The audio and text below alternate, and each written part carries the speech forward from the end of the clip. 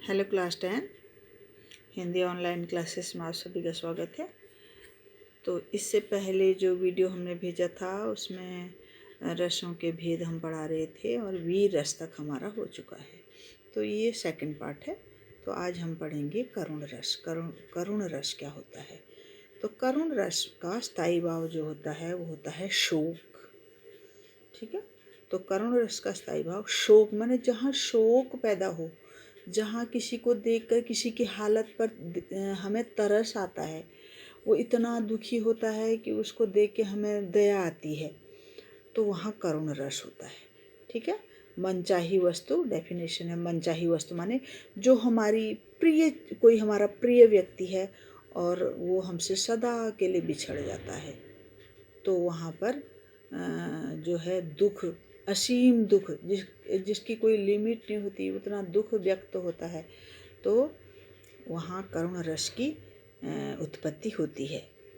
तो कविता में जहाँ ऐसे शब्द होंगे, आप ये देख लेना, जहाँ दुख बहुत, कोई बिछड़ गया, मतलब कोई मर गया, या फिर किसी की हालत इतनी खराब हो रही है कि उसको देखकर ही दया आ रही है और उसके लिए रोना धोना हो रहा है, तो वहाँ करुण रस होगा। ठीक है। मनचाही वस्तु या फिर प्रिय व्यक्ति को के नष्ट या फिर उसका अनिष्ट होने से जब हृदय शोक से भर जाता है, जब दिल में बहुत गम हो जाता है, शोक हो जाता है, तो वहाँ करुण रस होता है कविता में। ठीक है। अब जैसे देखो, मेरे हृदय के हर्षहा अभिमन्यु अब तू है कहाँ, ये गलत लिखा हुआ है थोड़ा, मेरे हृदय के है ये। ठीक। मेरे हृदय के हर्षहा अभिमन्यु अब तू है कहाँ। अब है, हाँ ये देखो, अब अभिमन्यु अब तू है कहाँ। यहाँ द्रौपदी जो है, अभिमन्यु वीर गति को प्राप्त हो गया है रणभूमि में, महाभारत का वर्णन है ये। तो द्रौपदी उसके जब उसकी लाश को देख रही है, अर्थी को, तो उससे लिपट लिपट के रो रही है और कह रही है कि मेरे हृदय के हर्षा, मेरे हृदय को सुख पहुंचाने वाले, खुशी पहुंचाने वाले अभिमन्यु अब तू कहाँ है, कहाँ चला गया तू। तो इस प्रकार रो रही है, विलाप कर रही है, तो यहाँ करुण रस होगा। ठीक है। तो अब आप सोचोगी कि आंसू तो वियोग श्रृंगार रस में भी बहाते हैं ना, जब नायक और नायिका बिछड़ जाते हैं तो एक दूसरे के लिए रोते हैं, पर यहाँ मिलने की आशा तो है ना दोबारा, उनको ये तो है कि कभी न कभी हम मिल जाएंगे। अब वो हमेशा के लिए तो नहीं गया, थोड़े दिनों के लिए जुदाई हो रही है, बिछड़े हैं, तो वो रोना अलग है। ठीक है। अब आपको ये ध्यान देना है कि जहाँ नायक नायिका मतलब हमेशा के लिए नहीं गया है, बिछड़ा है, तो थोड़े समय के लिए बिछड़ा है, तो वहाँ तो वियोग श्रृंगार रस होगा। अगर प्रेमिका प्रेमी के लिए रो रही है या प्रेमी प्रेमिका के लिए रो रहा है, तो वहाँ तो वियोग श्रृंगार होगा, क्योंकि श्रृंगार रस है वो, दाम्पत्य प्रेम है ना उसमें। ठीक है। और यहाँ जो करुण रस का रोना है, ये हमेशा के लिए उसका प्रिय व्यक्ति बिछड़ गया है, कोई उसका जो बहुत चाहने वाला, जो उसको बहुत ही प्रिय था, वो हमेशा के लिए उनसे बिछड़ गया है, तो यहाँ होगा करुण रस। ठीक है। अब देखो, ये स्थायी भाव मैंने बताया था शोक, आलंबन और विषय एक ही होते हैं, बताया था मैंने। अभिमन्यु है यहाँ आलंबन, मतलब जिसके लिए भाव उत्पन्न हो रहे हैं द्रौपदी के मन में। आश्रय कौन होता है? जिसके मन में भाव उत्पन्न होते हैं। तो ये द्रौपदी रो रही है ना, तो उसके मन में भाव हो रहे हैं। उद्दीपन जो शोकाकुल वातावरण है, अनुभाव, रोना, विलाप करना। संचारी भाव, द्रौपदी का अभिमन्यु को याद करना और बीच बीच में मूर्छित हो जाना। संचारी भाव मतलब जो थोड़ी देर के लिए आते हैं, और कई आते हैं, एक ही नहीं आता संचारी भाव। वो कभी उसका मन करेगा मैं भी इसके साथ मर जाऊं। ठीक है। ये सब संचारी भाव हैं, पर वो मरेगी तो नहीं ना, थोड़ी देर के लिए आया वो भाव। तो ये जो है स्पष्टीकरण मैंने आपको समझाने के लिए किया है, ये पेपर में नहीं आता वैसे। ठीक है। तो ये मेरे हृदय के। अब एक देखो, एक और जैसे मैं आपको बताती हूँ करुण रस का उदाहरण। हाय फूल सी कोमल बच्ची हुई राख की ढेरी।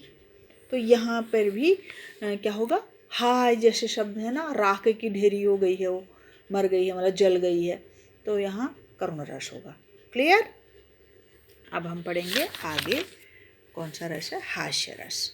हास्य रस तो बहुत ईजी है, जहाँ कविता में को पढ़कर आपको हंसी आए, बस हंसी आनी चाहिए, ठीक है, तो वहाँ हास्य रस होता है कविता में। किसी की अनोखी, जैसे कपिल शर्मा शो आता है उदाहरण के लिए, उनको देखकर ही हंसी आ जाती है ना, कृष्णा वो लड़की बन के आ जाता है, या वो बच्चा यादव जो होता है वो क्या क्या बन के आ जाता है।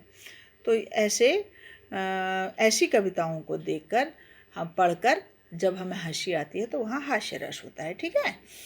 तो जैसे ये है देखो, कर्जा दे जो मित्र को वह मूर्ख कहलाए, महामूर्ख वो यार है जो कर्जा लौटाए। भाई हंसी तो आ रही है। पहले तो वो मित्र मूर्ख होता है कह रहा है जो किसी को कर्जा देता है, अपने दोस्त को, मतलब किसी को तो दे दे पर अपने दोस्त को कर्जा नहीं देना चाहिए, क्योंकि और महामूर्ख वो यार है जो कर्जा लौटाए, और उससे भी महामूर्ख वो यार है, वो दोस्त है जो मित्र का कर्जा वापस कर देता है। अरे खा पी लिया, चल जाए यार, कहाँ से, कहाँ का पैसा, ठीक है, गया भाड़ में। तो ये जैसे बचपन के वो छोटे बच्चों की कविताएं होती हैं, वो मोटू लाला सिर फिरे, केला खाकर गिर पड़े, जो भी बचपन में हम गाते थे, ठीक है, वो वाले सारी कविताएं हास्य रस की कविताएं होती हैं, ठीक है। लाला जी ने केला खाया, केला खाकर मुंह बिचकाया, ये वाला सब होते हैं हास्य रस, ठीक है, जहाँ आप कविता को पढ़कर आपको हंसी आए। तो स्थायी भाव क्या होता है उसका, हास्य नहीं होता, ये बच्चे ने तो गलत लिखा है सब, इसका स्थायी भाव होता है हास। ये याद कर लेने आपको स्थायी भाव सारे, ठीक है। ये इसमें आश्रय क्या है, कवि, क्योंकि कवि कह रहा है, इसमें किसी के लिए कह नहीं रहा, वो कवि इसमें आश्रय है, हमारा कवि के मन में भाव उठ रहे हैं, या मित्र भी हो सकता है, पर मित्र नहीं होगा क्योंकि यहाँ कविता कवि ने ही कहा है सिर्फ, ठीक है। अनुभाव क्या है, मित्र द्वारा कर्जा देना, कर्जा लौटाना। संचारी भाव हर्ष, चपलता, मति, उत्सुकता, आवेग आदि। हर्ष माने खुशी, चपलता माने चंचलता, ठीक है, जो चंचल होते हैं। हास्य रस, इसमें हास्य रस। आलम्बन क्या है, मित्र, विषय भी मित्र ही है, ठीक है, और उद्दीपन है मित्रों का परस्पर व्यवहार, आपस में जो व्यवहार करते हैं, वातावरण। तो ये तो आपको स्पष्टीकरण ऐसे दिया है हमने, ताकि आपको पता लगे, वैसे बार बार कह रही हूँ, ये पेपर में नहीं आएगा। अब है रौद्र रस, ठीक है। रौद्र रस का स्थायी भाव होता है क्रोध, जब कविता में गुस्सा दिखाई दे, जैसे राम लक्ष्मण परशुराम संवाद, जो भी परशुराम ने उसमें कहा है सब रौद्र रस है, जो भी कविताएं हैं, ठीक है। रे नृप बालक काल वर्ष, बोलत दो ही न संभार, धनु ही सम त्रिपुरारी धनु, विदित सकल संसार। ये सब परशुराम गुस्से में कह रहे हैं, तो रौद्र रस, ठीक है। जहाँ काव्य में, काव्य माने कविता, कविता में जहाँ क्रोध और प्रतिरोध की भावना प्रकट होती है, वहाँ रौद्र रस होता है, ठीक है। बच्चे ने तो कितना गलत लिखा है, रस होता है, ठीक है, रौद्र रस होता है। तो रौद्र माने जहाँ गुस्सा दिखाई दे कविता, ठीक है, उस काल, जहाँ आप देख लेना उसमें पहचानने के लिए, जिसमें क्रोध जैसे, रोष, क्रोध जैसे शब्द होंगे, तो समझ लेना यहाँ रौद्र रस है, ठीक है। उस काल मारे क्रोध के तनु कांपने, उसका लगा मानो हवा के जोर से, सोता हुआ सागर जगा। अब यहाँ अर्जुन की बात हो रही है, ये जब उसने अपने बेटे, उसके बेटे की मृत्यु हो गई, अभिमन्यु को मार डाला था ना सबने मिलकर महाभारत में, तो अर्जुन ने प्रतिज्ञा की थी कि जब तक, जिसने भी इसको मारा है वो जयद्रथ था, जिसने उसके सिर में गदा से मारा था अभिमन्यु के, तो उसने प्रतिज्ञा की अर्जुन ने कि जब तक मैं इस जयद्रथ को आज दिन छिपने तक नहीं मार दूंगा, अगर मैं इसको नहीं मार पाया तो मैं खुद ही चिता जलाकर उसमें भस्म हो जाऊंगा। तो अब जैसे ही उसकी नज़र जयद्रथ पर पड़ती है, तब अर्जुन का क्या हाल होता है, उस काल माने उस समय क्रोध के मारे अर्जुन का जो शरीर है वो कांपने लगा, और ऐसा लगा मानो हवा के जोर से, मानो समुद्र में हवा चल गई है और उसकी जो समुद्र की लहरें हैं वो ऊंची ऊंची उठने लगी हैं। तो ऐसे जयद्रथ को देखकर अर्जुन गुस्से से कांपने लगे, ये वहाँ का वर्णन है, ठीक है। तो ये हो गया। अब इसमें क्या होगा, स्पष्टीकरण जैसे मैंने दिया है, स्पष्टीकरण एक्सप्लेनेशन, ठीक है। स्थायी भाव क्रोध है, आलंबन है चक्रव्यूह में अभिमन्यु का मरना। आलंबन माने उसके मन में, अर्जुन के मन में क्यों भाव उठे, भाई चक्रव्यूह में जो द्रोणाचार्य ने घेर घूर कर सबको 7 महारथियों ने मिलकर मार दिया था ना अभिमन्यु को, अर्जुन का बेटा था अभिमन्यु। और उद्दीपन है जिसको देखकर उसको गुस्सा आ रहा है, जयद्रथ, ठीक है।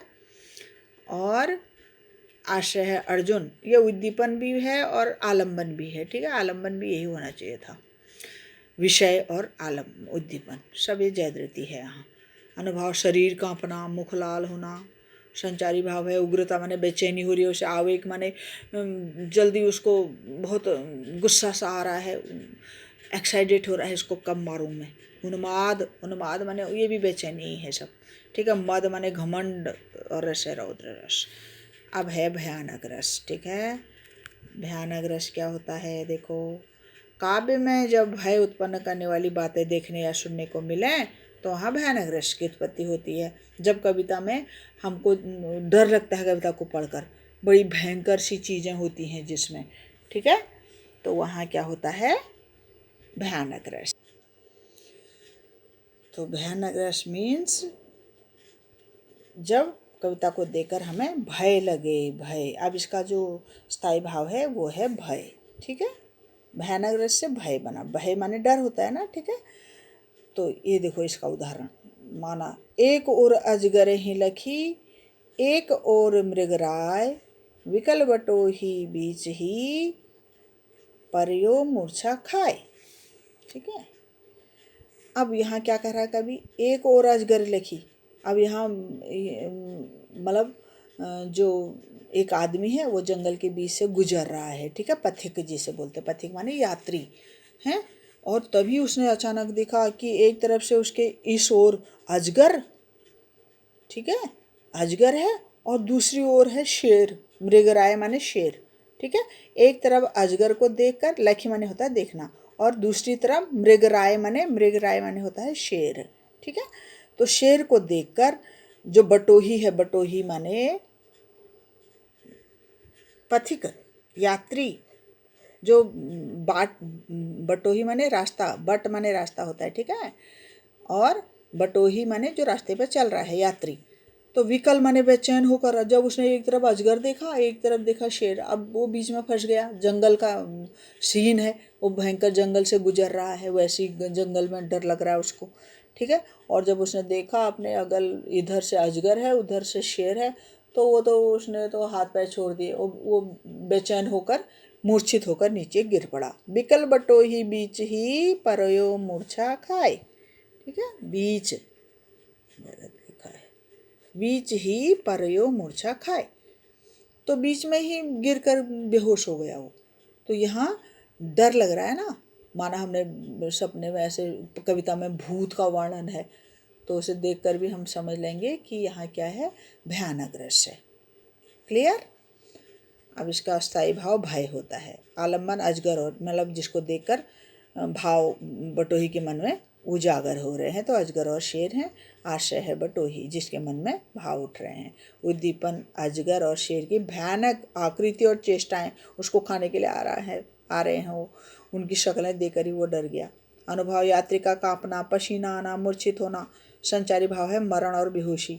संचारी भाव माने बस उसने सोचा मैं मर गया, बेहोश होकर गिर गया, ठीक है। अगला है शांत रस। इसका स्थायी भाव होता है शम। क्या होता है, शम। काव्य में जहाँ संसार के प्रति वैराग्य का भाव अभिव्यक्त होता है वहाँ शांत रस होता है। कविता को पढ़कर अगर हमें लगे कि यहाँ संसार में कुछ नहीं रखा है, ये संसार दुखों का घर है, ऐसी कविता में कुछ ऐसी बातें हैं, ठीक है, जहाँ संसार के प्रति वैराग्य की भावना हो। वैराग्य माने भाई संसार में कुछ नहीं है, यहाँ हमें ज़्यादा देर नहीं टिकना है, हमने एक न एक दिन चले जाना है, तो वहाँ क्या होता है, शांत रस होता है, ठीक है। अर्थात जहाँ कविता में ना राग है, ना किसी के प्रति दुश्मनी है, ना प्रेम है, ना दुख है, ना सुख है, ठीक है। अगर ऐसी कविता में कहीं पर ऐसी बात आती है तो समझ लो वहाँ कौन सा रस होगा, शांत रस। भाई संसार से एक दिन चले जाना है, क्यों किसी से बैर भाव रखना है। तो देखो इसका उदाहरण, मेरो मन अनत कहाँ सुख पावे, जैसे उड़ी जहाज को पंछी पुनि जहाज पर आवे, सूरदास प्रभु काम धेनु तज छेरी कौन दुहावे। अब यहाँ कवि का जो मन है वो इस संसार से उदासीन हो रहा है, वैराग्य जाग रहा है उसके मन में, और वो कह रहा है कि मेरो मन अनंत कहाँ सुख पावे, मेरा मन इस संसार में सुख कहीं नहीं पा सकता, क्योंकि हे प्रभु जैसे उड़ी जहाज को पंछी पूरी जहाज पर आवे, क्योंकि हे प्रभु मुझे एक न एक दिन आपसे ही मिलना है, क्योंकि आप ही के पास से मैं इस संसार में आया हूँ और फिर मुझे आप ही के पास जाना है। जिस प्रकार की जहाज पर, समुद्र के बीच में जो जहाज होता है उसमें अगर कोई पंछी है बैठा हुआ, तो वो जहाँ से मर्जी समुद्र में, क्योंकि वहाँ पेड़ पौधे तो कुछ होते नहीं है, वो कहाँ बैठेगा, वो उड़ उड़ कर फिर उसी जहाज पर आएगा दोबारा, वहीं से उड़कर कहीं जाएगा, दूर दूर तक पानी ही पानी होता है, कोई पेड़ पौधा होता नहीं, तो कहाँ बैठेगा पंछी, फिर उसी जहाज पर आएगा। ठीक उसी प्रकार हमारी जो आत्मा है, ये भी हम कहीं भी जाएं, ये क्या होती है, फिर हमें प्रभु के पास ही मिलना होता है, वहीं जाना होता है। तो यहाँ शांत रस। अब बाकी अगले वीडियो में। Thank you.